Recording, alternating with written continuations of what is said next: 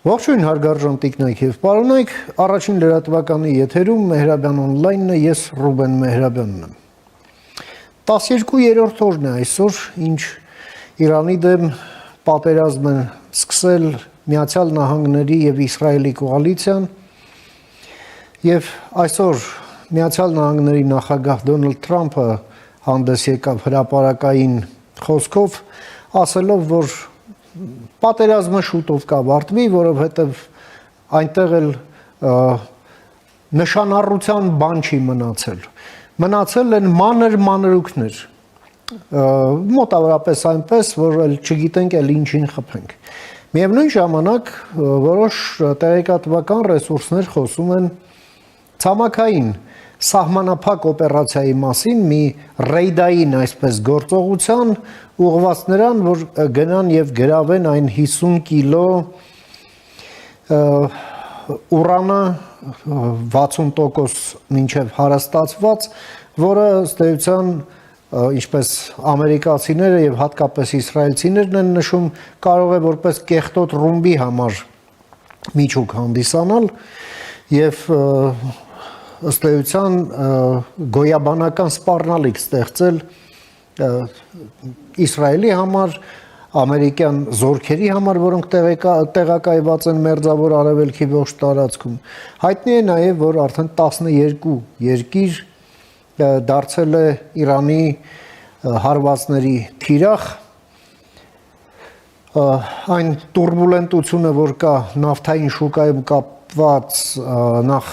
նավթահանքերի եւ նավթային ենթակառուցվածքների թիրախավորման հետ, Հորմուզի նեղուցի ըստ էության փակման հետ, այս ամենն էլ գումարվում է այս պատերազմի հետևանքներին։ Այս ամենը տեղի ունենում մեզանից հարավ, մեր տարածաշրջանը եւս զերծ չմնաց այս պատերազմի հետևանքներից, ինչպես հայտնի է Նախիջևանի օդակայանը հարվածի ենթարկվեց Իրանի կողմից, չնայած ասում են, որ հայտնի չի, թե դա ումն է, Իրանի տարածքից կարող են երրորդ երկրներ այդ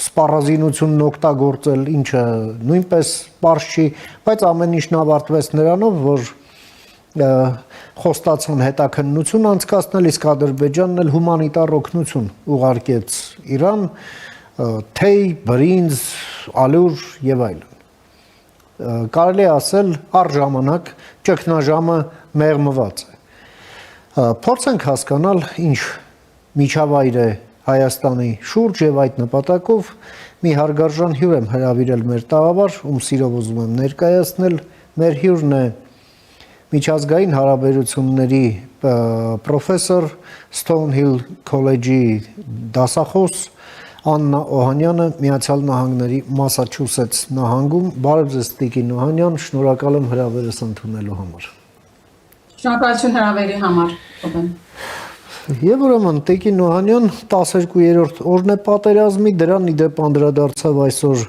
Հայաստանի վարչապետ Նիկոլ Փաշինյանը Եվրախորհրդարանում ելույթ ունենալիս, այս ելույթը նվիրված էր մի շարք հարցերին, այդ թվում նաև պատերազմին եւ խաղաղությանը, տարածաշրջանային փոխկապակցվածությանը, անվտանգության երաշխիքներին, ժամանակակից տուրբուլենտ աշխարհում, երբ բազմակողմ որևէ ձևաչափ, այսպես ասենք, ըստ էության չի աշխատում,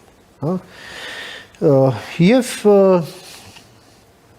խոսելով Իրանի շուրջ պատերազմին, նա ուղղակի ցավ հայտնեց, ասելով, դե մենք համեստ հնարավորություններով փոքր երկիր ենք։ Խնդրեմ Տիկին Օհանյան, ձեր գնահատականը։ Դուք դեր խոսքում նշեցիք Ռուբեն ուրանի, հարստացված ուրանի արկայությունը, իմ տվյալներով դա ոչ թե 50 կիլոգրամ է, այլ 400, այսինքն նախքին պատերազմից կարծեմ առաջ, բայց տարբերություն էլ չկա, 50 կիլոգրամը թե 400, 60%-ով հարստացված, դա ուղղակի թե ինչ բոմբերի, չէ թե 400 կիլոգրամ է, դա 10 բոմբ կարող է հանգեցնել։ Այսինքն այն, որ միջուկային նյութ կա հարստացված ուրանը քանդվող քաղաքագիտության մեջ այսպիսի պետություններին ասում են failed state։ Եթե Ամերիկայի կարողացավ քաղաքական առումով կառավարել իրավիճակը, ապա փաստորեն պիտի հայտնվեն մի իրավիճակում ամբողջ ռեգիոնը եւ ամբողջ աշխարհը, որ կորած, չգտնված ուրան կա, միջուկային նյութ կա, մի երկրում, որը չի կարող վերահսկողություն չի կարող ապահովել այդ նյութի վրա։ Այսինքն դա ոչ թե ռեգիոնալ, այլ գլոբալ ռիսկ է։ Բայց ընդհանուր առմամբ նախ ռեգիոնի համար դուք նշեցիք, թե դա ինչ ազդեցություն կարող է ունենալ Հարավային Կովկասի վրա, Հայաստանի համար մասնավորապես, այն որ միջին արևելքը սա կոնֆլիկտների կլաստերային ռեգիոն է, ի տարբերություն շատ տարբեր Հարավային Կովկասից շատ տարբերվող քաղաքական պատմությամբ եւ այդ առումով չնայած որ Հարավային Կովկասը ունեցել է իր էթնիկ կոնֆլիկտները, բայց բոլորովին համեմատելի չէ այն չափի կառուցվածքային առումով տարբերվող կոնֆլիկտներին, որ եւ ցիկլային այդ կոնֆլիկտներին, որ բնորոշ են միջին արևելքին։ Սա կարևոր է համարում այն առումով, եւ եթե երեք երկրներ Հարավային Կովկասում չկարողացան կառավարել Հարավային Կովկասի ստաբիլությունը դարձնել նպատակ, ապա միջին արևելքի այդ կոնֆլիկտային տրամաբանությունը մեխանիզմներով, որպեսզի թափանցի Հարավային Կովկաս, հիմնականում Ադրբեջանի միջոցով, դրանք շատ ռեալ են։ Այս դրա մասին ինտերվյուների ժամանակ խոսել ենք, այսինքն դա է մեխանիզմը, Ադրբեջանն է կապող ուղին, որ եթե չկարողացավ Իսրայելին կառավարել, քանի որ Իսրայելը պիտի փորձի Ադրբեջանին ներքաշել, բայց դա չի բխում Ադրբեջանի շահերից, քանի որ նավթի գները կտրուկ աճել են, եւ սա եզակի հնարավորություն է Բաքվի համար մեկ անգամ եւս քանի դեռ արդեն նավթի եկող եկամուտները պակասում են, պակասելու են, կսկսի մեկ անգամ էլ լցնել իր այսպես բյուջեն, այսինքն Ադրբեջանը սա ձեռք չի տալիս եւ բացի այն, որ Ադրբեջանն էլ ներսից շատ ինստիտուցիոնալ առումով շատ թույլ պետություն է, եւ պատերազմը շատ անկանխատեսելի հետևանքներ կարող է ունենալ նաեւ Ադրբեջանի վրա, այսինքն Ադրբեջանի եւ Իսրայելի շահերը այստեղ չեն բախվում։ Եվ տեսնենք, թե երեք երկրները, ես համաձայն չեմ պարոն Փաշինյանի հետ, որ Հայաստանը փոքր պետություն է, շատ բան չի կարող անել, ցանկացած փոքր պետության առաջնատար գործը պետք է լինի այս պայմաններում անել ամեն ինչ, որպեսզի այս իրավիճակը, այս պատերազմը դիպլոմատական ուղի շարժվի։ Ինչ վերաբերում է Ամերիկայի Միացյալ Նահանգներին, այստեղ պատերազմի շարունակությունը շատ վտանգավոր է Ամերիկայի Միացյալ Նահանգների համար։ Այս պատերազմը փաստորեն ցույց տվեց, որ տակտիկական առումով, ռազմական առումով անշուշտ Ամերիկայի Միացյալ Նահանգները հստակ շատ հզոր է եւ կարող այսպիսի օպերացիաներ շատ արագ ու էֆեկտիվ անել, հատկապես Իսրայելի շատ ճկուն բանակի հետ, բայց դա նաեւ ցույց է տալիս, որ եւ Ամերիկայի պատմությունը նաեւ ցույց է տալիս, որ վերևից ռեժիմ չեն փոխում, որ քաղաքական ռազմականացված օպերացիաները առանց քաղաքական ստրատեգիաների շատ վտանգավոր տեղեր կարող են հասցնել։ Եթե եւ մի շատ կարեւոր բան, այն որ Վաշինգտոնը թերագնահատեց եւ ճիշտ չհաշվարկեց, որ Իրանը կարող է դիմանալ եւ Իրանը ոչ միայն կարողացավ դիմանալ ռեժիմը, բայց միևնույն ժամանակ Իրանը շատ հստակ մի շատ խոշոր վերլուծաբաններ այս փաստարկա արդեն դրա մասին գրում են, որ Իրանը շատ էֆեկտիվ կոնֆլիկտը տանում է դեպի հորիզոնտալ ստրատեգիայի, այսինքն կոնֆլիկտի աշխարհագրությունն է մեծացնում եւ երկարացնում է, էսկալացիայի է տանում։ Այսինքն այս պայմաններում քան թե կենտրոնանային միայն կոնֆլիկտը չի թողնում, որ մնա միայն Իրանում։ Եվ այս պայմաններում սա փաստորեն հիշեցնում է Վիետնամի սցենարը, հիշեք, որ Վիետնամում ԱՄՆ-ը երբեք չի պարտվել որևէ ճակատամարտում, բայց պարտվել է իր պատերազմում։ Սա կներեք իմ հեռախոսներ անջատեմ։ Շատ լավ։ Մամա ինտերվյու եմ, բայ։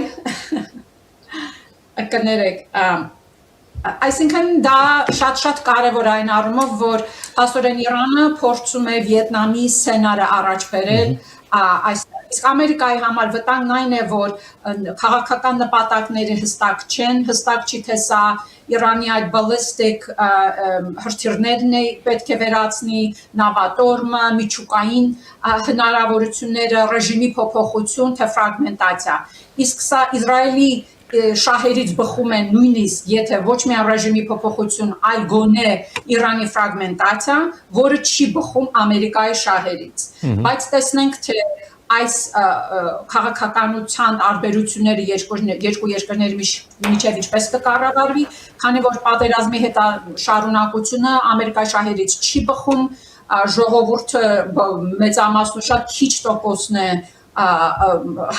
համաձայն, այսինքն աջակցում այս պատերազմին, քանի որ արդեն Աֆղանստան, Իրաք, Վիետնամ, այսինքն ցուցակը շատ է, որ Ամերիկայի ընտրողները արդեն քվեարկել են այսպիսի պատերազմներ վարող կուսակցությունների դեմ, եւ այն, որ այս տիպի պատերազմը եթե շարունակվեց, սա դառնում է ոչ միայն սա դառնում է միջին չափի պատերազմ։ Իսկ հետազոտությունները ցույց են տալիս, որ Ամերիկայի եթե սա ամենավտանգավոր տիպի պատերազմ է, որ կարող է հետ բերել Ամերիկայի Միացյալ Նահանգներին ռեգիոն, իսկ թե ինչպես քաղաքացիական պատերազմի հնարավորությունը այդ պայմաններում հստակ է, այսինքն եթե ռեժիմը կարողացան հեռացնել, դա չի նշանակում, որ ռեժիմի ամբողջ այդ համակարգը չի կռվելու, չի պայքարելու, ով էլ որ եկավ իշխանության գլուխ։ Տիկին Օհանյան, Իսրայելի վարչապետի գրասենյակը մի հայտարարությամբ հանդես եկավ 3 ուշ ժամի, հենց պարսկերենով գրելով, որ հարգելի իրանցիներ, մենք հարգում ենք ձեր տարածքային ամբողջականությունը, ձեր մշակույթը, ձեր ժառանգությունը,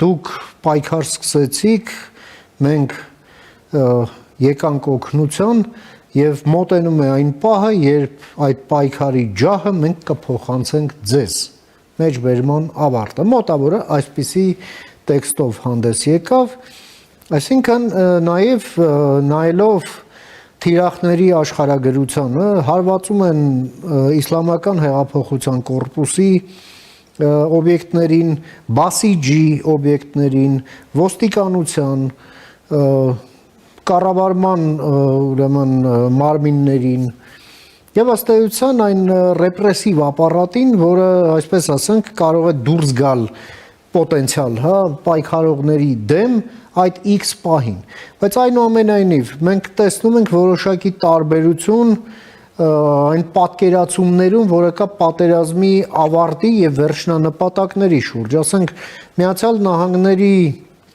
նախագահի խոսքից հետևում է մոտավորապես եմ ասում, որ Իրանում կգա հենց ներսից մի ինչ-որ մի առաջնորդ, որն ավելի այսպես ճկուն կգտնվի, հետ կկանգնի կարծր գծից եւ ըստ այդմ կկատարի Միացյալ Նահանգների պահանջները պատկերավոր ասած Վենեսուելա 2 տարբերակով, հա, երբ նախագահին վերցրեցին տարան Նյու Յորքի բանդ, փոխնախագահը դարձավ Ամերիկայի բարեկամը եւ գործընկերը։ Մինչդեռ Իսրայելը հստակ նպատակ է դրել ռեժիմի փոփոխության, իսկ իսրայելցի փորձագետներն էլ ասում են այսպիսի հնարավորություն տասնամյակները մեկ է բացվում, երբ մենք կարող ենք այնտեղ հարց լուծել եւ մենք պետք է լուծենք այդ հարցը։ Ինչ եք կարծում, այս ամենը այս բոլոր գործոններն իրենց հավաքականության մեջ ինչպիսի ելքն են դարձնում առավել հավանական ձեր կարծիքով, համեցեք։ Այն, որ վերևից այն էլ ռազմական առումով ռմբակոծելով ռեժիմի փոփոխության հասնել, դրան շատ չեմ պատկերացնում, որ դա հնարավոր է, տարբեր պատճառներով։ Անշուշտ Վաշինգտոնը պրեզիդենտ Թրամպը հատկապես սա դիտում էր Վենեսուելայի աչքերով, որ նույն ձևով կկարողանա շատ քիչ չափով ռազմական ուժ կիրառել, ղեկավարությանը փոխական ընտրել մեկին, որի հետ կկարողանա բանակցել։ Բայց անշուշտ Իրանը եւ Վենեսուելան շատ տարբեր տեսակի երկրներն Վենեսուելան ավելի դեմոկրատական, ավելի խորը պատմություն ունի, երկուսը հեղափոխական ռեժիմներ են, բայց Վենեսուելան շատ ավելի թուլացած է, քան Իրանը, չնայած որ Իրանը աշխարհում ամենաշատ թվով սանկցիաների տակ մնացած է, ամենաերկար ժամանակ սանկցիաների տակ մնացած է եւ այլն։ Բայց կարևոր է նաեւ նշել այն, որ Իրանի այս ելքից դուրս գալու տարբեր սցենարներ կան։ Նախ վերևից ռեժիմի փոխելու հավանականությունը շատ քիչ է, քանի որ քաղաքական տարածք չկա, որպեսզի ժողովուրդը դուրս գա, եթե վերևից ռումբեր են ընկնում, եւ այո, ռեպրեսիվ համակարգը թուլացած է Իրանում շատ ամբողջովին, այո, բայց դա չի նշանակում, որ ժողովրդի վրա այդ ռեպրեսիվ համակարգի հարձակման վտանգը չկա։ Այսինքն քաղաքական տարածք է պետք, որպեսզի ժողովուրդը գա, դուրս գա, եւ իսկ սա ուղղակի թվերի խաղ է դառնում արդեն։ Պետք է ապահով զգան, որպեսզի շատ թվով մարդիկ դուրս գան, որպեսզի կարողանան ռեժիմին խաղաղ ձևով հեռացնել։ Այսինքն Իսրայելի նպատակը այս պահին այդ ռեժիմի գցելն է, բայց թե հետո ինչ է գալու, դա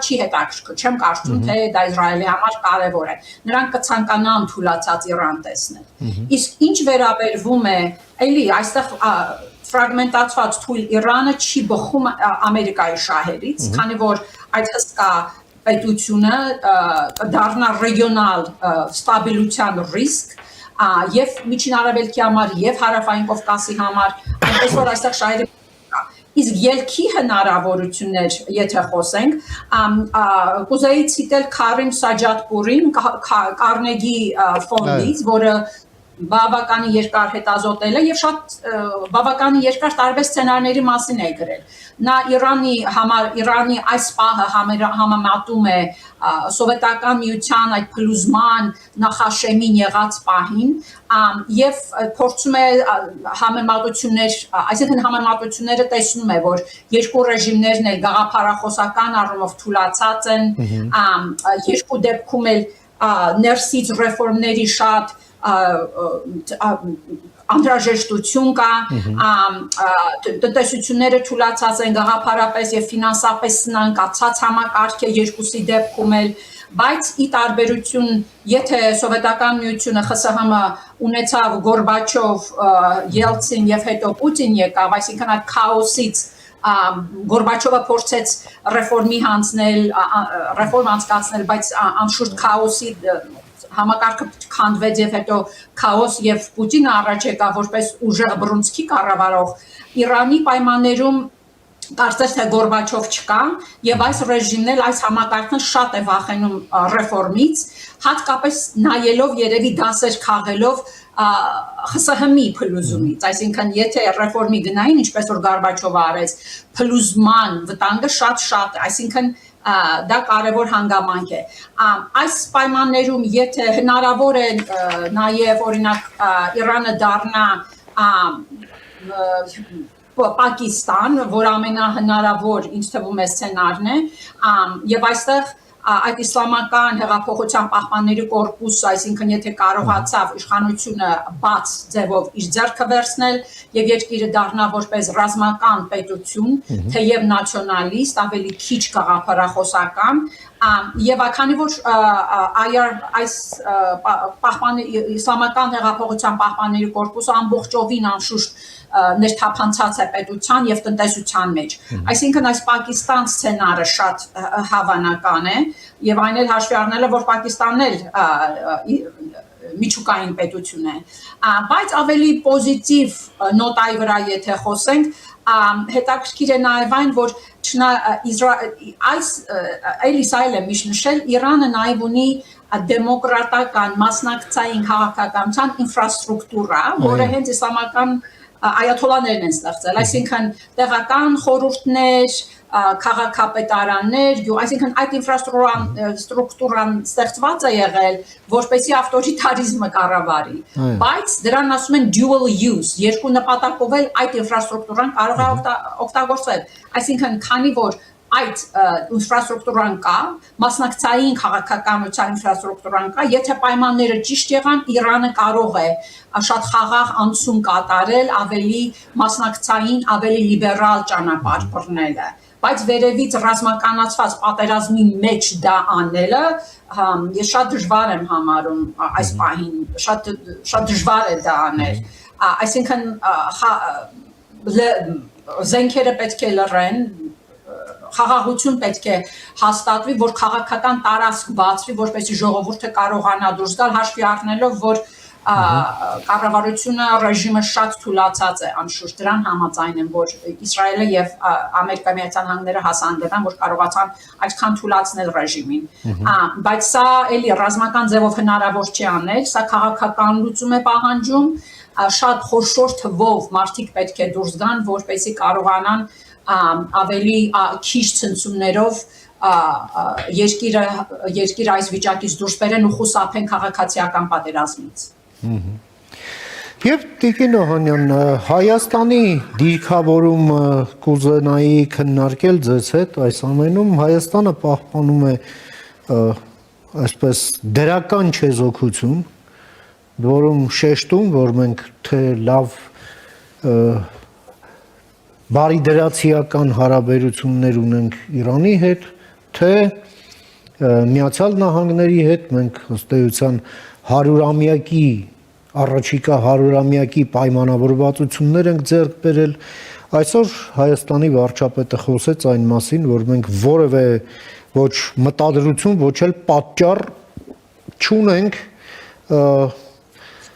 թրիփ նախագծում որևէ դանդաղեցման համար, հա։ Մենք դա շարունակելու ենք, ընդ որում մինչև այս պատերազմի սկսելն էլ պաշտոնական Թեհրանի մոտեցումը այսպես ավելի շատ մոտենում էր դեպի հանդուրժող վերաբերմունքի, այնպես չէ, որ ասենք իրենց շատ սրտով է, բայց ավելի այսպես ըմբռնումով մոտեցում է մշակվել Թեհրանում, իհարկե նույն ռուսական շրջանակները Հայաստանին դրդում էին սխալ դիրքավորման, որ Հայաստանը դնեն հարվածի տակ, այնուամենայնիվ դրանք հատկապես ակտիվացան այդ Նախիջևանին խփելու օրերին, ինչպիսին է ձեր գնահատականը Հայաստանի դիրքավորման հետ կապված, համեցեք։ Երկու փաստար կա այստեղ, նախ կասեմ, որ դրական չեզոքության քաղաքականությունը անհրաժեշտ է, բայց բավարար չէ։ Այստեղ երեք երկրների մեջ ամենաշատ շահագրգիռ կողմը ստաբիլ, կանխատեսելի հարավային Կովկաս ունենալը դա Հայաստանն է, անշուշտ Ադրբեջանն է։ Երբ որ Վրաստանը այդ հնարավորությունը ուներ ռեգիոնի առաջատարը լինելու, նա չկարողացավ, Վրաստանը չօգտագործեց հարավային Կովկասը ստաբիլության տանելու, ոչ մի քաղաքականություն չի ունեցել Վրաստանը։ Եվ այդ դա նպաստեց, որ Վրաստանի ներսում դեմոկրատիան թուլացավ, դարձավ ավտորիտար երկիր։ Իսկ Ադրբեջանի ռեժիմը վախենում է ստաբիլ ռեգիոնից, անշուշտ տրանզիտներ ուզում է, բայց բաց որպեսզի ռեգիոնը տնտեսական միավոր առաջանա, դա Ալիևի շատ է վախեցնում։ Չնայած դա Ադրբեջանի շահերից է բխում։ Միակ պետությունը, որ եւ քաղաքական կամքը կարող է ձևավորել, ունի եւ գործիքակազմել ունի, դա Հայաստանն է։ Այսինքն դրական չեզոքությունը, այո, դա մեկ գործ, մեկ անհրաժեշտ քայլ, որպեսզի Ադրբեջանը այո, որպեսզի կառավարի Իրանի եւ Ամերիկայի Միացյալ Նահանգների հետ հարաբերությունները, բայց դրան զուգահեռ Հայաստանը պետք է շատ ակտիվ եւ բարձր ձայնով հնչող, լսվող դիպլոմատական քայլեր անի ռեգիոնալ ստաբիլության առաջատար դառնալու համար։ Քանի որ այստեղ, եթե եւ սրան երկրորդ փաստարկն այն է, որ եթե այս պատերազմը խորացավ կամ նույնիսկ եթե դադարեց, սա ավելի է բարձրացնում հարավային Կովկասի դերը որպես տրանզիտային ռեգիոն։ Նույնիսկ Իրանի համար, նույնիսկ եթե Իրանի տնտեսությունը շարունակելու է չարչարվել, շատ ներսի խնդիրները շարունակվելու են, եւ այդ պայմաններում Իրանին չերը խանգարի ստաբիլ այս մի ելքը ունենալ աշխարհի տնտեսության հետ կապելու համար, քանի որ չգիտենք թե ինչ տիպի Իրանը, ինչ տիպի սցենարներ են առաջ գալու։ Այսինքն ես չէի ասի, որ Իրանը դեմ է լինելու TRIP-ի կամ այս տրանզիտային համակարգներին, դրանից բոլորին համաձայն չեն, որ վնասելու է, ընդհակառակը այս պատերազմը ցույց է տալիս, որ Միջին Արևելքը այս ցիկլային կոնֆլիկտային դրամապանիկ դուրս չի գալիս եւ դա ուղղակի բարձրացնում է հարավային Կովկասի դերը ամբողջ եվրասիական մայրցամաքում, որպեսզի Ասիան կապվի Եվրոպայի հետ։ Սա ուղղակի հնարավորություն է հարավային Կովկասի համար, իսկ այդ երեք երկրներից միայն կառուցվածքային առումով Հայաստանն է դիրքավորված այդ դրոշը առաջ տանելու համար։ Իդեպ այսօր նաև Փաշինյանը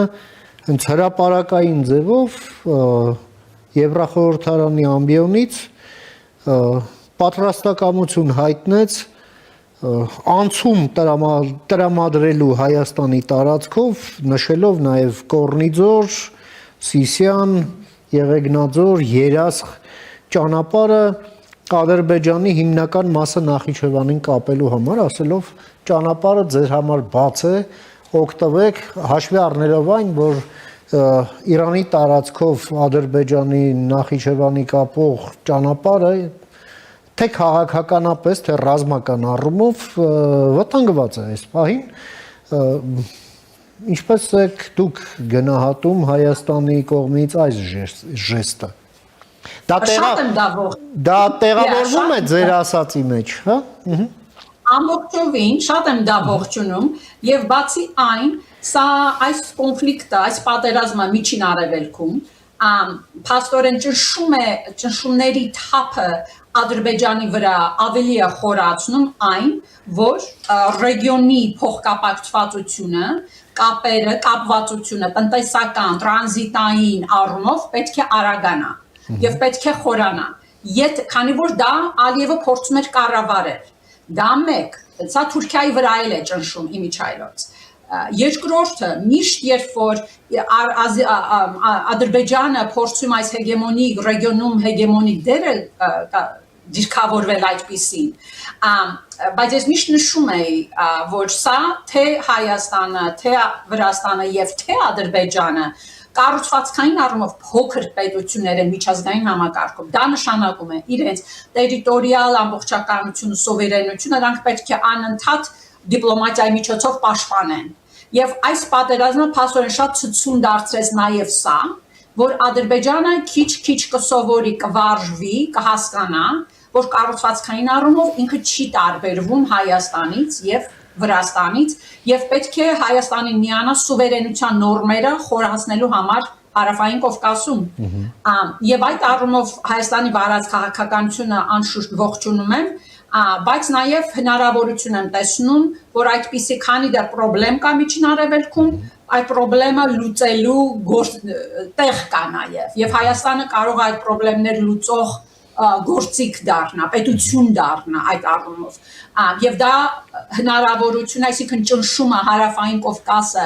ավելի ստաբիլ ռեգիոն դառնալու համար, սա է պահը։ Եվ հույս ունեմ, որ Հայաստանը չի կորցնի այդ պահը, Հարավային Կովկասը ստաբիլության տանելու եւ մի հսկա պատ է պետք ստեղծել, ինստիտուցիոնալ պատ Միջին Արևելքի հետ, այն առումով, որ այդ կոնֆլիկտը, դա կոնֆլիկտային կլաստեր է, կարող է ներթափանցել Հարավային Կովկաս առաջին Ադրբեջանի միջոցով, եւ Ադրբեջանը կտուժի դրանից։ Եվ այսինքն Հայաստանի համար հնարավորություններ կան առաջ տանելու այդ գործոնը, Հարավային Կովկասը ստաբիլիզացնելու եւ դարձնելու մի ռեգիոն, որի միջոցով կանխատեսելի ձևով արևելքը արևմուտքի հետ կկապվի եվրասիական մայրցամաքի կոնտեքստում։ Շատ շնորհակալ եմ Տիկին Օհանյան, ձեր այս կարևոր դիտարկումները եւ առաջարկները մեր հեռուստադիտողներին ներկայացնելու եւ ձեր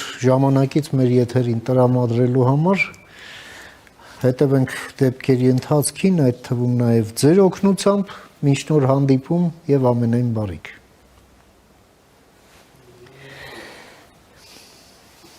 Մենք զրուցեցինք մեր գործընկեր պրոֆեսոր Աննա Օհանյանի հետ, Միացյալ Նահանգների Մասաչուսեթս նահանգի Stonehill քոլեջի միջազգային հարաբերությունների պրոֆեսոր, լսեցինք իր դիտարկումները կապված Իրանի դեմ պատերազմի այդ իրադարձությունների, հնարավոր միտումների, ինչպես նաև Հայաստանի եւ մեր տարածաշրջանի այդ ամենին առնչությունների հետ։ Կարճ դադարից հետո կվերադառնանք, մնացեք առաջին լրատվականի հետ։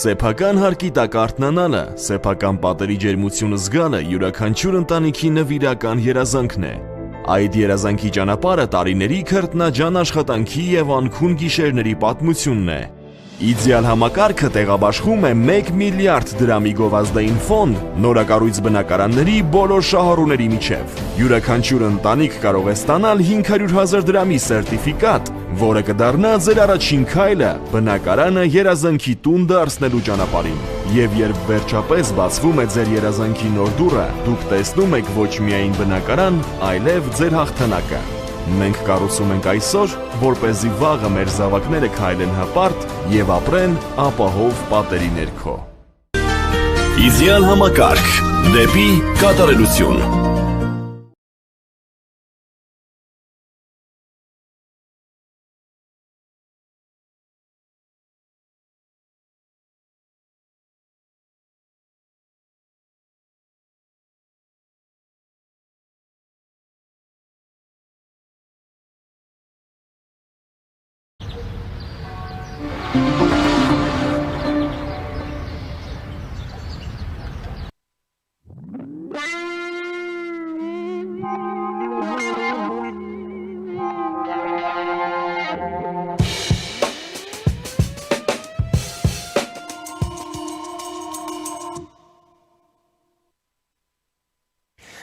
Շարունակում ենք մեր թողարկումը, առաջին լրատվականի եթերում կրկին Մեհրաբյան օնլայնն է, ես Ռուբեն Մեհրաբյանն եմ։ Այսօր Հայաստանի վարչապետը, ինչպես արդեն հաղորդեցինք, ելույթ ունեցավ Եվրախորհրդարանում։ Սա իր երկրորդ ելույթն էր այն պատմական ելույթից հետո, երբ նա հայտարարեց, որ Հայաստանը պատրաստ է մոտ լինել Եվրամիությանն այնքան, որքան դրա հնարավորությունը կտեսնի ինքը Եվրոպան, Եվրամիությունը։ Այսօր նա խոսեց մի շարք հարցերից, խաղաղությունից մեր տարածաշրջանում, խոսեց այն խաղաղության գործընթացից, որի մեջ է Հայաստանը Ադրբեջանի հետ միասին։ Զուգահեռաբար Բաքվում է գտնվում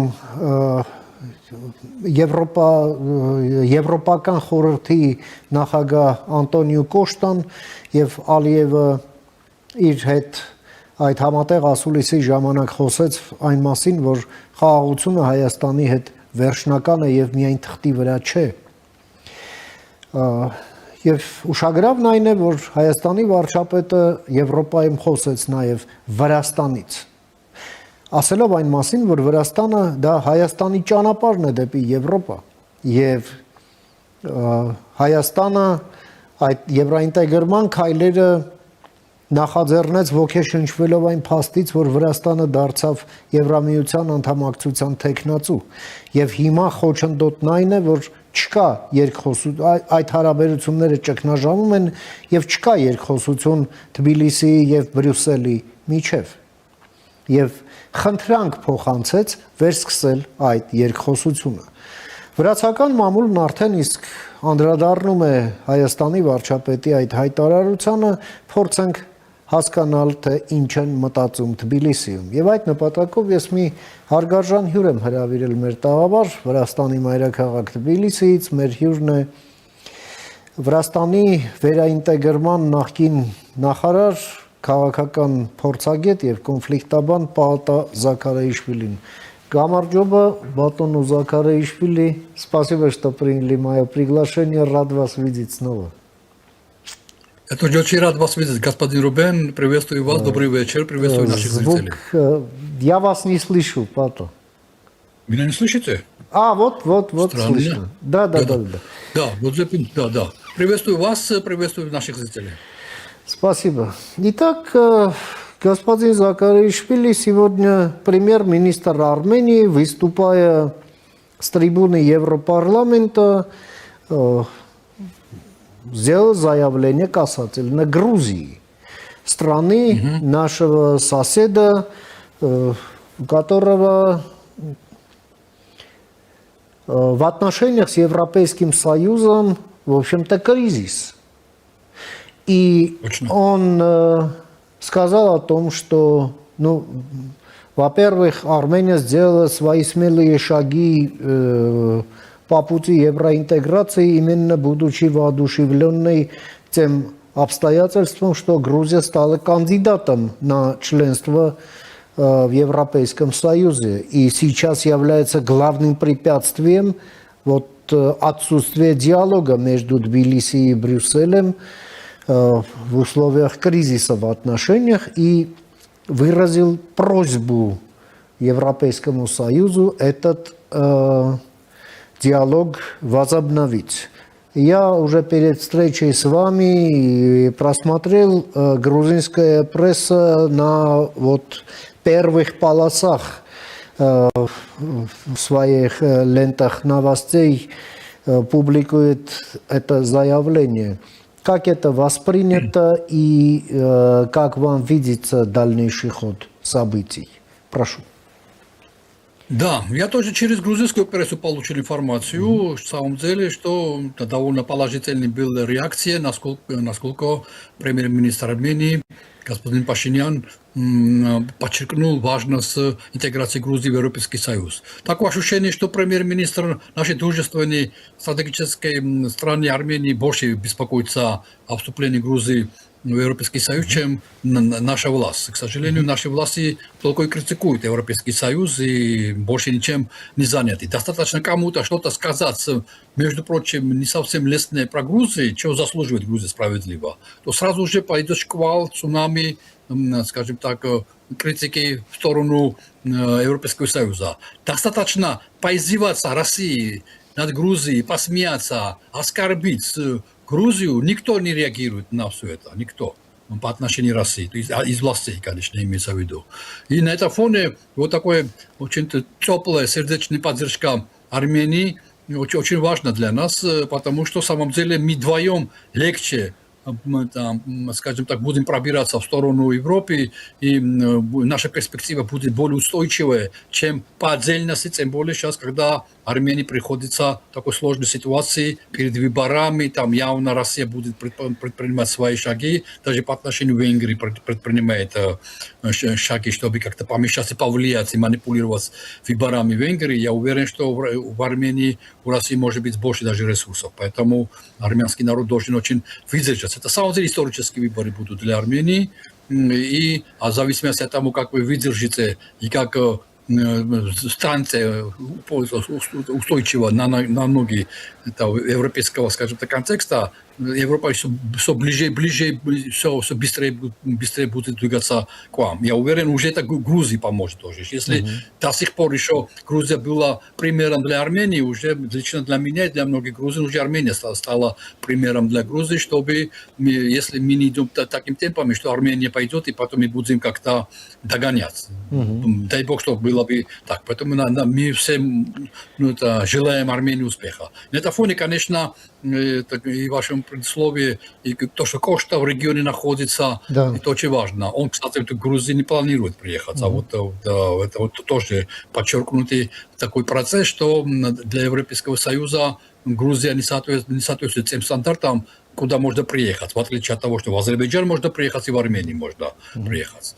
Вот. И я думаю, что выступление Пашиняна – это четкий сигнал Европейского Союза, что в одиночку для Европейского Союза будет сложнее. И поэтому надо поддерживать двух стран, чтобы точно был, скажем так, точно был гарантированный был вступление Южного Кавказа под, скажем, лона Европейского Союза, и все эти проблемы, которые были на Южном Кавказе, не сразу же, конечно, не в одночасье, но будут решаться. И то, что Пашинян подчеркнул, что мир – самая главная ценность. Это для меня был, я восхищен этим выступлением, что для больше, кроме мира, не все остальное второстепенное. Не танки гарантируют безопасность и самолеты, а мир.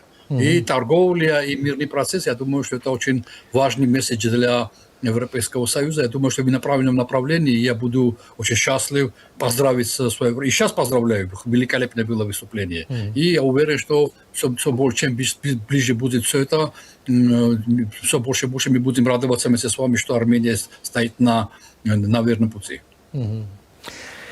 Господин Саакашвили, если сменить такую плоскость добрососедского тона этих заявлений, добрых пожеланий на практическую плоскость, вы видите возможность того, что по просьбе армянского премьера все-таки будет определенный пересмотр подходов и в Тбилиси, и в Брюсселе для возобновления диалога? Я думаю, что в Тбилиси не будет никаких изменений. Грузинская власть в лице грузинской мечты, для них сохранение власти важнее, чем движение в Европу. И поэтому они ради сохранения власти понимают, что Европейский Союз будет требовать от Грузии демократических реформ, там, справедливых выборов, там, независимого судопроизводства, децентрализации власти. Все это не в пользу сохранения власти. Грузинская мечта поэтому взяла курс с 2020 года, но особенно до 2022 года, после вторжения России в Украину, уже четко взял курс на автократию, на авторитаризм. И на этом фоне я сомневаюсь, что Грузия как-то послушается господину Пашиняну. Но Европейский Союз в самом деле может задуматься. Потому что даже недавно госпожа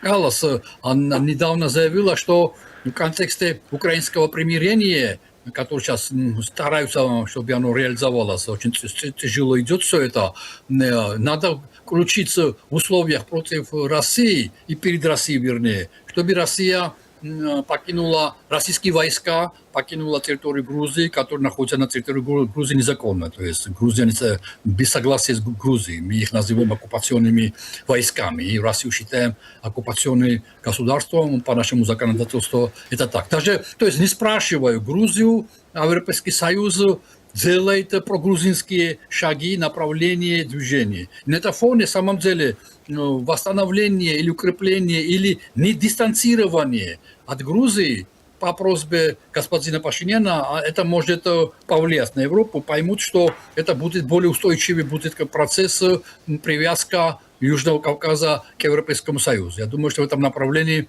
можно надеяться, что Европа нас не бросит, Армения нас не бросит. Хотя грузинская мечта, власть Грузии, они готовы на все, лишь бы сохранить власть. Господин Закаришвили, буквально несколько дней назад премьер Пашинян побывал и в Тбилиси, встретился с премьер-министром, и причем в составе армянской делегации были и министры, было заседание межправительственной комиссии. Визит был двухдневный, там и был такой теплый вечер, поиграл на ударных инструментах, да, это все было. Как вам кажется, есть ли определенная координация между Ереваном и Тбилиси на европейском направлении, при всем при том, что этот кризис есть, и эти заявления Пашиняна с трибуны Европарламента под собой имеют еще и определенные договоренности с Тбилиси о хотя бы каком-то вот приемлемом отходе от твердой линии, да, скажем так, и проявление большей гибкости именно с целью возобновления диалога. Ну хорошо, власть это власть, никто не намерен ее свергать, допустим, в Брюсселе, да, но мы видим, что южнее нас происходит региональная война с вовлечением 12 государств, да? А в нашем регионе происходят тоже исторические события. Это мир с Азербайджаном, это заявление и Пашиняна, и Алиева о том, что в принципе это уже мир навсегда. И наша цель в том, чтобы не дать, чтобы Южный Кавказ по своей конфликтности стал бы частью Ближнего Востока, да, если давайте вещи называть своими именами. Прошу. Да, я уверен, что Южный Кавказ не станет частью этой конфронтации. Очень сложная ситуация вокруг нас, как раз у Армении и Азербайджана государственной границы с Ираном. Это не самый лучший момент, чтобы защитить себя, но я уверен, что оно как-то не повлияет, хотя уже территория Азербайджана была уже под бомбежкой дронов. Да. Но на этом фоне я уверен, что грузинская власть честен по отношению к Армении. То есть во время кулуарных переговоров. И то, что господин Пашинян приезжал в Тбилиси, и очень, самом деле, был теплый прием, очень радостный. Он излучает доброту точно везде. Ну, по крайней мере, по отношению к Грузии это точно мы чувствуем. И это его любовь к нам. Я уверен, что был бы еще серьезный разговор. Насколько координируют они действия, я не знаю, но я не исключаю. По крайней мере, если не координируют, то меняются, обмениваются информацией. Да. Я уверен, что Армения хотела бы координировать действия, но я повторю, что так как грузинская власть стремится сохранить власть, а не в Европу. Поэтому для им Европа нужна, насколько Европа не помешает им сохранить власть. Они против этого. Поэтому они все время проектируют, что они не отказываются от Европы. Но возобновление диалога может случиться только с разрешением Грузии. Грузия прекратила диалог, не Европейский Союз. В ноябре 2024 года, в октябре состоялись парламентские выборы в прошлом году, позапрошлом году уже. А вот в ноябре, через месяц, вот в лице господина Кобахидзе был заявлен, что Грузия до 2028 года прекращает переговоры по вступлению, по кандидатскому статусу. То есть это перед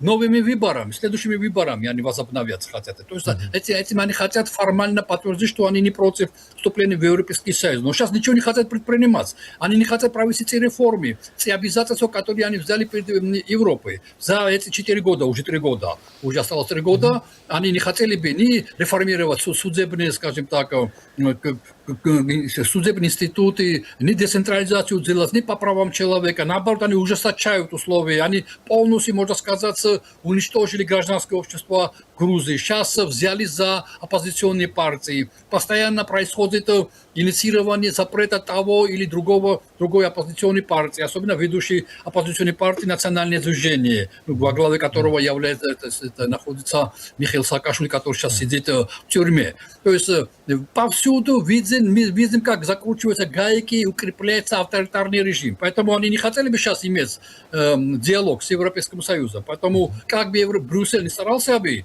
Грузия не пойдет на это до следующих выборов. Единственное, что может сделать Европа, и по просьбе Пашиняна, и так, это то, что не быть очень жестким и не обидеться очень. То есть и подождаться, когда в Грузии какие-то процессы начнутся. Хотя двери Европы у нас открыты, и мы можем в любой момент возобновить диалог, и мы ждем, скорее всего, ситуации в Украине, как сложится, как бы как бы не происходила тяжелая ситуация в Иране и ближе к нам, к целу ситуация, все-таки наша судьба, Грузии, я уверен, и Армении тоже, это все-таки в Украине больше решается, чем в Иране. И на этом фоне, конечно, грузинская власть ждет, куда качнется маятник, чтобы потом пересесть на тот стул из двух, на которых они сидят сегодня, на русский и европейский, пересесть на тот стул, который будет для них более комфортным и удобным. И здесь от Грузии зависит все. Европа будет стараться, Армения будет поддерживаться максимально, но они, грузины, то есть грузинские власти, должны принять решение возобновить диалог. А это значит начать реформы.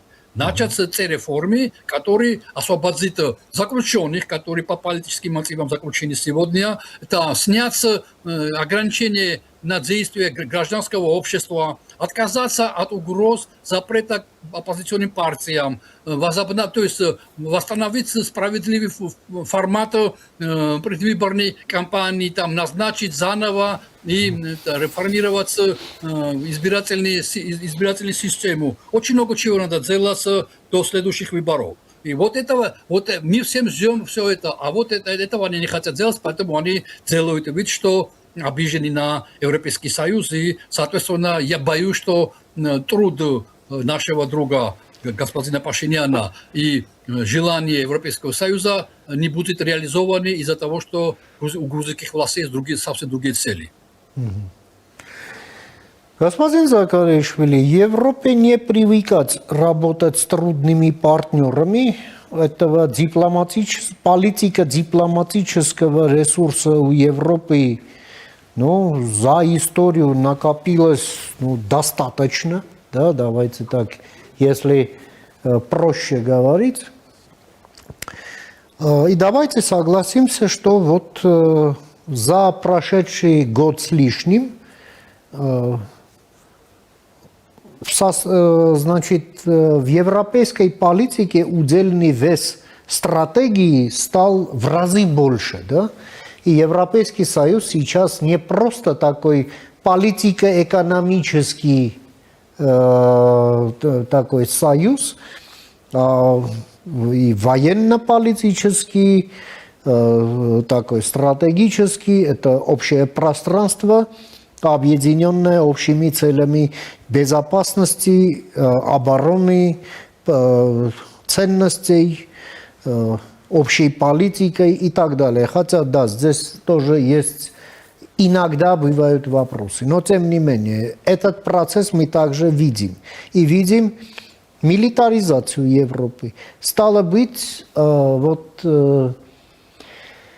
политике касательно коммуникаций здесь больше преобладают не только экономические, но и стратегические расчеты. И в этом отношении значение Грузии трудно переоценить. И, в общем-то, на мой взгляд, в заявлении премьера Пашиняна касательно Грузии именно вот этот контекст тоже присутствовал, да? Точно. На ваш взгляд, этот фактор насколько может повлиять на позицию Брюсселя, чтобы, допустим, да, определенные вопросы, которые до этого представлялись как красная линия, и без решения этих вопросов Европейский Союз просто считал, что разговор вести бесполезно, что все-таки это не будет рассматриваться как красная линия. Вы видите такую возможность, такой люфт, скажем так? Именно вот по этим соображениям. Да. Да, я допускаю это, конечно, но явно видно, что Европейский Союз изменился. С 2008 года, когда мы видели, когда агрессия России против Грузии была всеобъемлющей, Европейский Союз очень много сделал. Европейский Союз вовлекся на переговорах, как раз Европейский Союз смог добиться договора, 6-пунктный договор, который не выполняет Россия. Европейский Союз написал огромный отчет, хотя ни Россия, ни Грузия не являлись и не являются до сих пор членами Европейского Союза, очень много сделал. Несмотря на то, что Европейский Союз в самом деле очень много сделал, нынешний Европейский Союз более мобильный, более мощный, более устойчивый, более целенаправленный. По отношению к Украине они еще больше мотивированы. Я просто не понимаю тех людей, в Грузии у нас и вне Грузии, которые считают, что в 2008 году Европейский Союз был слаб. Потому что если бы не Европейский Союз, у нас была бы ситуация еще более худшим. Конечно. Но, несмотря вот на фоне этого, конечно, Европейский Союз еще больше понимает стратегическую важность Южного Кавказа. То есть, если Европейский Союз откажется от Южного Кавказа, это место, скажем так, пустым не будет. Обязательно это заполнит, в первую очередь, опять Россия. Россия очень переживает за то, что теряет влияние. Уже после Турции, который здесь восстановил свое, скажем так, влияние, и США, вот как раз договор с Трампом по дороге дорога Трампа, то есть явно видно, что у Европейского Союза большие шансы тоже быть привлечен, скажем так, вовлечен в Южный Кавказ. И они понимают, что Грузия это не было не случайностью, Армения стремится в Европейский Союз, и Азербайджан явно довольно корректно и уважительно старается участвовать в европейских проектах, хотя дистанцируется от вступления в Европейский Союз, от вступления в НАТО, хотя Турция, являющаяся членом НАТО, очень даже поддерживает вопросы безопасности и, скажем так, обороны Азербайджана. То есть весь Южный Кавказ стал отчужденным от России. Это не против России сам по себе политика, а это то, что Россию не видят на Южном Кавказе. Россия полностью растеряла всю свою привлекательность. И кто-то должен занять это место. И, слава богу, это место может занять наиболее близкий демократический союз для нас, это Европейский Союз. Это не то, что наиболее близкий, это единственный демократический союз в мире. На нашем маленьком глобусе больше нет таких, скажем так, сбора таких государств, таких привлекательных, которые Европейский Союз. И они возле нас. Мы должны постучаться. Вот Армения стучится в дверь, а у нас двери открыты вообще. Мы должны войти, нам даже не нужно стучаться в двери Европейского Союза. И в Европе это понимают. Но если без Грузии не будет поддержки, они не могут, скажем так, хотя Россия так думает, что нас насильственно затаскивают в Европейский Союз и в НАТО. Это бред, это абсурд. Мы должны делать очень многого, чтобы заслужить вступление как в одну, так и в другую организацию. Но Европа в самом деле не может нас насильно заставить быть членом Европейского Союза. Но они чувствуют, что Южный Кавказ важен стратегически, и отсутствие Европейского Союза здесь, это значит, что они потеряют огромное влияние на Ближний Восток. Через Южный Кавказ это уже исламский мир, совсем другая цивилизация. И я уверен, в Армении лучше меня понимают, что Иран рано или поздно поменяется и станет более, скажем так, вовлеченный в региональную политику. Не угрозами своими, а своим вовлеченностью и развитием. Я уверен, что так или иначе это все произойдет. И Кавказ является опорой для Европейского Союза. Здесь проходят все дороги, нефтяные, газовые. Сейчас интернет будет, средний коридор, дополнительные какие-то ресурсы. Это дорога Трип, это дорога из Баку через Армению, Нахчевани в Турцию. Все это новые дает шансы, перспективы для Европы. Я уверен, что они стратегически мыслят, и они максимально постараются не потерять Грузию. В конце концов, власти меняются, и мы должны убедиться Европейский Союз, что грузинский народ готов к серьезным испытаниям, даже если не в ближайшие 2-3 года, но вот к 2028 году, может быть, ситуация поменяется, и они не должны нас бросить за это время. Я уверен, что к тому времени у Армении будет очень важный прогресс по отношению Европейского Союза, догонит нас. Дай бог, что перегнал, это здорово. Когда мы будем стоять на месте, любое движение будет быстрее нас. Поэтому я думаю, что мы будем конкурировать уже между собой, как лыжи. Один второй будем помогать, чтобы как-то двигаться вперед. Но Европа явно чувствует, что здесь есть ее место. И одно наблюдение, господин Закаришвили. Наш регион можно считать отрезанным от морей, если не грузинское побережье Черного моря. Наш регион имеет сообщение с внешним миром и с мировым океаном именно через грузинское побережье. Да? И это, скажем, географический факт. И если смотреть на карту Европы, то именно вот это сообщение открывает путь нашего региона с Европейским Союзом. Да? Не с большой Европой, ну да, можно сказать, и путь через Турцию также является таковым, но это не означает, что вот тем самым снижается значение грузинского побережья Черного моря. И это, так и видится, и если смотреть из Брюсселя на наш регион. Прошу. Однозначно. Тем более, здесь помимо Черного моря надо обязательно учитывать и Кавказский хребет. Да. Кавказский хребет – это не пунктир на глобусе, как между Украиной и Россией государственная граница, который очень легко может перейти человек, и не говорю уже о танке. И о дроне. Да. Даже дроном будет нелегко перелетать через такие преграды Кавказских хребет. Два географически уникальных условия. Черное море, теплое море, которое вводит наши народы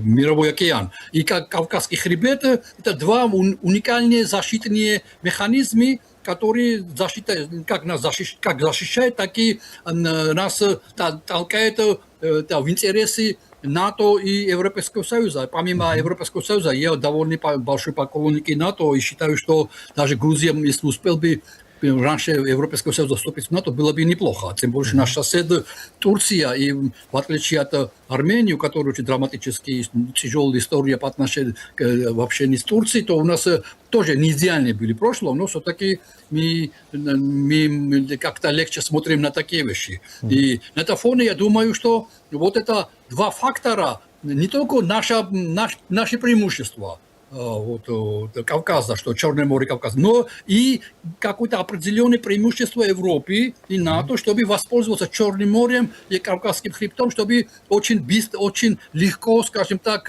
повлиять на процессы на Южном Кавказе и до Каспийского моря полностью, скажем так, обеспечить безопасностью и развитием те народы, которые живут южнее Кавказского хребта. Я думаю, что это обоюдный интерес. И наш интерес наших народов в сторону Запада, и интерес Запада в сторону Востока. И мы как раз перешеек этого всего, и через нас очень узкий коридор, где проходят все, или должны проходить почти все дороги, которые пойдут из Востока на Запад, из Запада на Восток. Я думаю, что это наилучший вариант, и в Европе это прекрасно понимают, что им важно. И на это спекулирует грузинская мечта. Это очень важный момент. Грузинская мечта спекулирует, что мы Европе нужны не меньше, чем нам нужна Европа. И поэтому они приползут к нам и попросят, скажем так, чтобы мы как-то простили их. Этого не происходит. Вот Кошта сейчас находится в Баку, и к вам приедет, и этого не будет. Они специально так делают, чтобы Тбилиси не приезжали. Венс приехал к вам и в Баку, а Тбилиси не приехал. То есть они очень четко сообщают Грузию, что вы взяли на себя обязательства, вы писали свою конституцию, что вы идете в Европейский Союз и в НАТО. Не надо фарисействовать, не надо блефовать. Вы получаете от нас поддержку. И финансовая поддержка не самое главное. Здесь политическая поддержка главная. Поэтому не надо будущее вашего народа, будущее, ваших семей ставиться под сомнением из-за ваших властных желаний сохранить власть какой-то максимум на 10-15 лет. Не стоит этого делать. Поэтому очень, очень четкие сообщения, что мы не будем терпеть на Кавказе авторитаризм от тех народов, которые были демократичными и которые заявляют, еще не отказываются от того, что они хотят быть демократическим государством и стремиться в Европейский Союз. Вранье, блеф, аферу мы не будем прощать. Это очень четко, как бы для нас не было важно Южный Кавказ, и как для нас не было бы важно это стратегическое партнерство, которое может сложиться между Европейским Союзом и странами Южного Кавказа.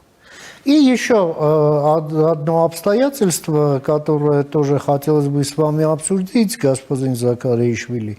Мы видим, что у администрации Трампа довольно такие неоднозначные отношения с европейскими лидерами, и происходит трансформация трансатлантического союза также параллельно с трансформацией большой Европы, да? Много говорится о противоречиях, этот вопрос Гренландии, вопрос торговли, то Трамп недоволен Стармером, а до этого Макроном, сейчас с Испанией какое-то недопонимание и так далее. При всем при этом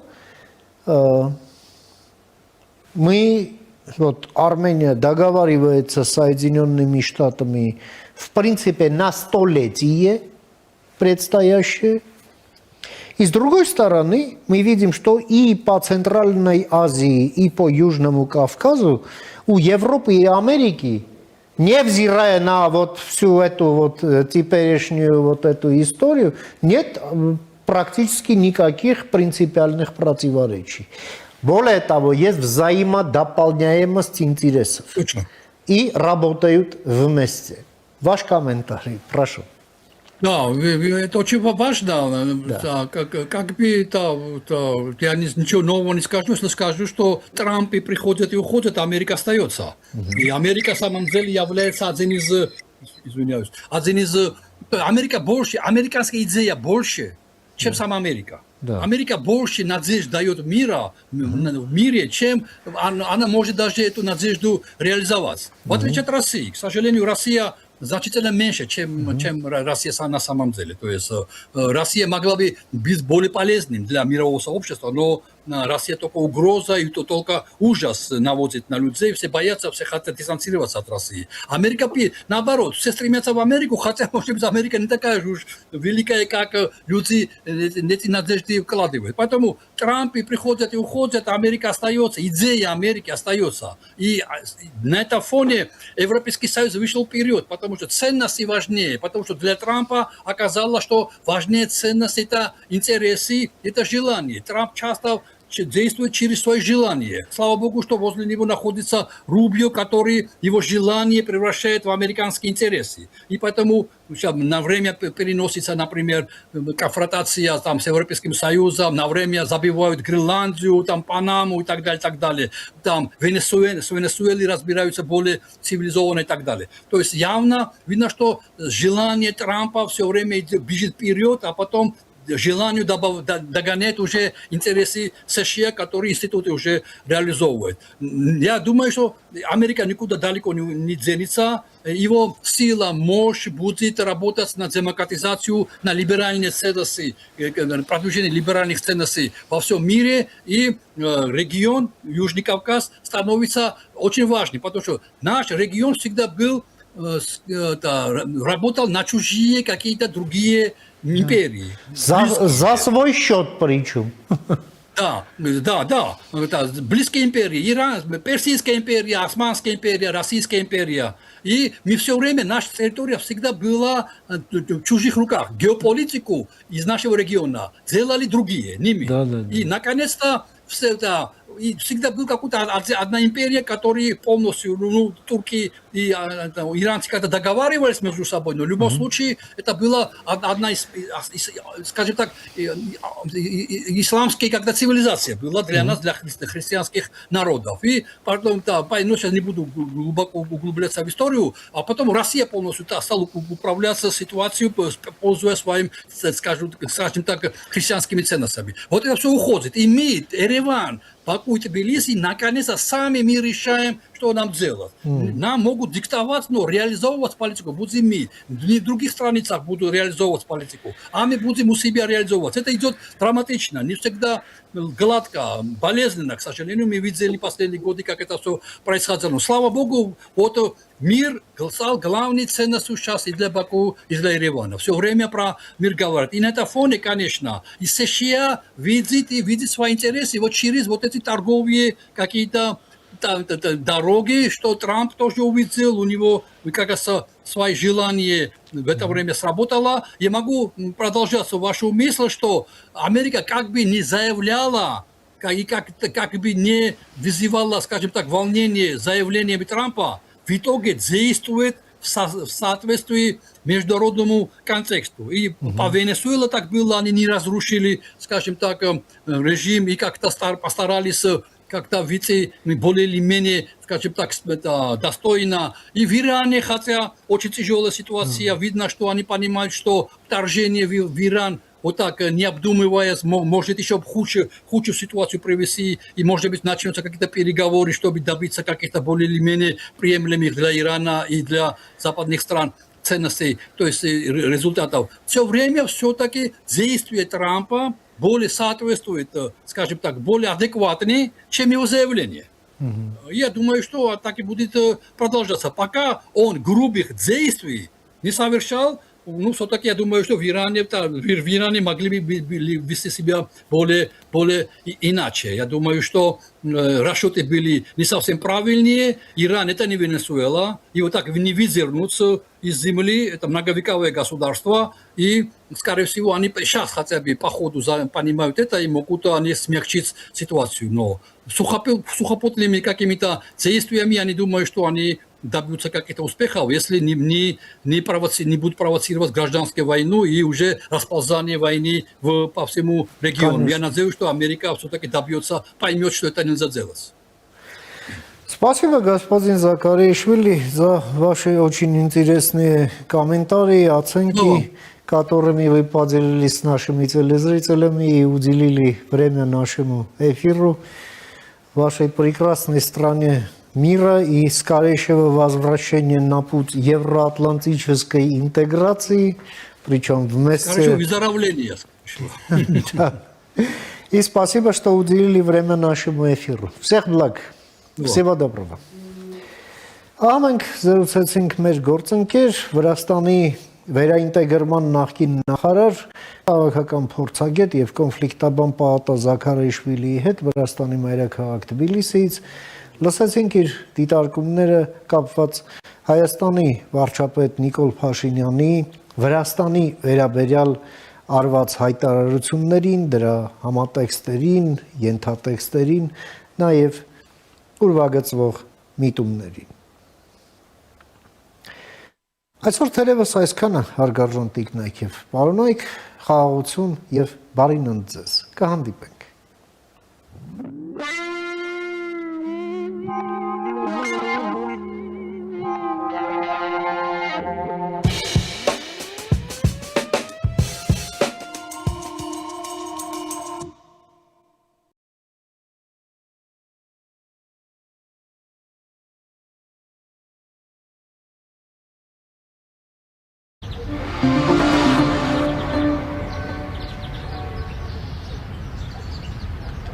Սեփական հարկի տակ արթնանալը, սեփական պատերի ջերմությունը զգալը յուրաքանչյուր ընտանիքի նվիրական երազանքն է։ Այդ երազանքի ճանապարհը տարիների քրտնաջան աշխատանքի եւ անքուն գիշերների պատմությունն է։ Իդեալ համակարգը տեղաբաշխում է 1 միլիարդ դրամի գովազդային ֆոնդ նորակառույց բնակարանների բոլոր շահառուների միջև։ Յուրաքանչյուր ընտանիք կարող է ստանալ 500,000 դրամի սերտիֆիկատ, որը կդառնա ձեր առաջին քայլը բնակարանը երազանքի տուն դարձնելու ճանապարհին։ Եվ երբ վերջապես բացվում է ձեր երազանքի նոր դուռը, դուք տեսնում եք ոչ միայն բնակարան, այլև ձեր հաղթանակը։ Մենք կառուցում ենք այսօր, որպեսզի վաղը մեր զավակները քայլեն հպարտ եւ ապրեն ապահով պատերի ներքո։ Իդեալ համակարգ դեպի կատարելություն։